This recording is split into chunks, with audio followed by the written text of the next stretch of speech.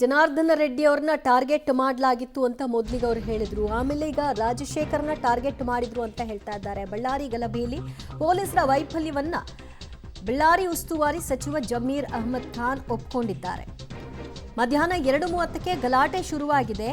ತಡೆಯಬಹುದಾಗಿತ್ತು, ಅದನ್ನು ಅಲ್ಲಿಗೆ ನಿಲ್ಲಿಸಬಹುದಾಗಿತ್ತು. ಆದರೆ ಗಲಾಟೆ ತಡೆಗೆ ವಿಫಲ ಹಿನ್ನೆಲೆಯಲ್ಲಿ ಐಜಿ ವರ್ತಿಕಾ ಕಟಿಯಾರ್ ವರ್ಗಾವಣೆ ಆಗಿದೆ. ದಾವಣಗೆರೆ ಜಿಲ್ಲೆ ಜಗಳೂರಿನಲ್ಲಿ ಜಮೀರ್ ಈ ಕುರಿತಾಗಿ ಮಾಹಿತಿಯನ್ನು ಹಂಚಿಕೊಂಡಿದ್ದಾರೆ. ಯಾವ ಕಾರಣಕ್ಕೆ ವರ್ಗಾವಣೆ ಅನ್ನೋದರ ಬಗ್ಗೆ ಮಾತನಾಡಿದ್ದಾರೆ.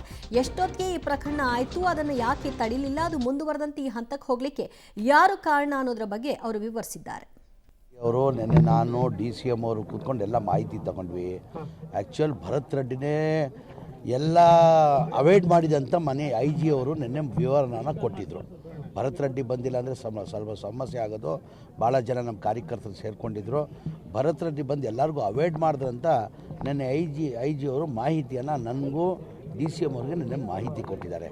ಈಗ ಭರತ್ ರೆಡ್ಡಿ ಹೋಗಲಿಲ್ಲ ಅಂದರೆ ಅಲ್ಲಿ ಸ್ವಲ್ಪ ಸಮಸ್ಯೆ ಹೆಚ್ಚಾಗುತ್ತೆ. ಏನಕ್ಕಂದರೆ ಕಾರ್ಯಕರ್ತರು ರೋಷಕ್ಕೆ ಬಂದುಬಿಟ್ಟಿದ್ರು.